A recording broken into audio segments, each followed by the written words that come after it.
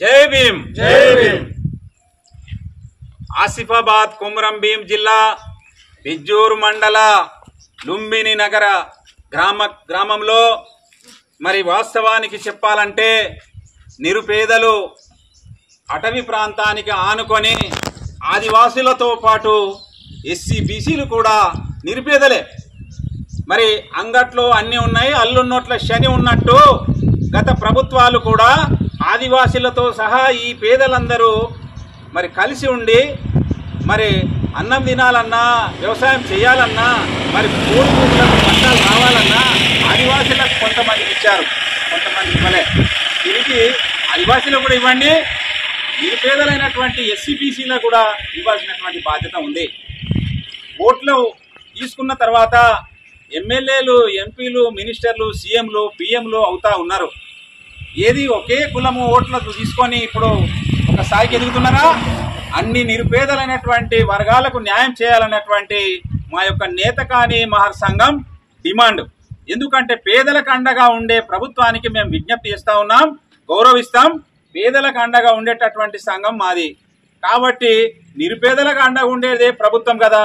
మరి ప్రభుత్వంకు ఓట్లు తీసుకున్న తర్వాత మరి అందరికి అండగా ఉండకపోతే ఈ కష్టాలు ఉన్నాయి. కాబట్టి ఖచ్చితంగా మాకు ఇటీవల గౌరవ మంత్రి శ్రీధర్ బాబు గారు, సీతక్క గారు, ఇద్దరు మంత్రులు కూడా గౌరవంగా మా సంఘానికి ఆహ్వానించి మీ సంఘం మద్దతు మాకు తెలపండి, మీకేమన్నా కష్ట నష్ట సుఖదుఖాలుంటే మీకు మేము ఆదుకునే బాధ్యత మాది అన్నారు. అన్న తర్వాత మంత్రి గారు సీఎం రేవంత్ రెడ్డి గారిని ఇటీవల కల్పించడం జరిగింది. కల్పించిన తర్వాత మరి ఇతర 20-37 దాకా మరి కార్పొరేషన్లు ఏర్పాటు చేశారు.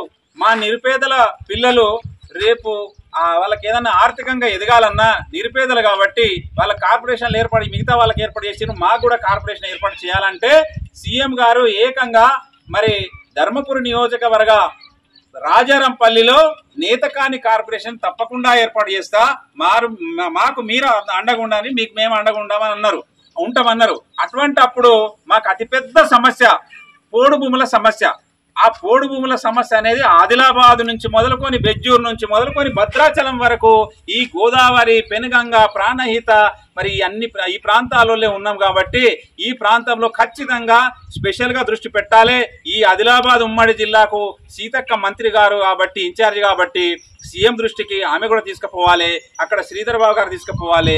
కాబట్టి వాళ్ళని మేము త్వరలో కలుస్తున్నాం, ఇంతకుముందు కూడా కలిసినాము. మాకు గౌరవించి మీ సమస్యలకు అండగుంటామని చెప్పారు. కాబట్టి తప్పకుండా ఈ పోడు భూముల సమస్యలకు పట్టాలు ఇచ్చే వరకు విజ్ఞప్తిగా మేము సీఎం దగ్గరికి పోవడానికి సిద్ధంగా ఉన్నాం. ప్రతి ఒక్కరు కూడా మరి ఐకమత్యంగా ఉండి మన హక్కుల కోసం పోరాటం అంబేద్కర్ ద్వారా ముందుకు నడిచే బాధ్యత మనందరిది. కాబట్టి ఐకమత్యం లేకుండా 10 మంది ఐకమత్యంగా ఉండి మరి మన కుల సమస్యలు కానీ ఇతర ఏ బాధ ఉన్నా ఇక నుంచి పోడు భూములలో మరి వ్యవసాయం చేసుకోవడానికి రైతులు ఇది మన ఏదన్నా ఎడ్లు కానీ మరి మళ్ళా ఏదన్నా ట్రాక్టర్లు కానీ ఫారెస్ట్ వాళ్ళు కూడా గౌరవించి ఫారెస్ట్ కూడా ఈ బండ్లను తీసుకపోయి లోపల పెట్టడం కానీ అటువంటివి చేస్తే కూడా మేము కంపల్సరీ ప్రభుత్వం దృష్టికి తీసుకెళ్తాం. మా వాళ్ళందరికీ అండగా ఉండే బాధ్యత మాది. కాబట్టి మరి ముగిస్తా ఉన్నాం. ధన్యవాదాలు.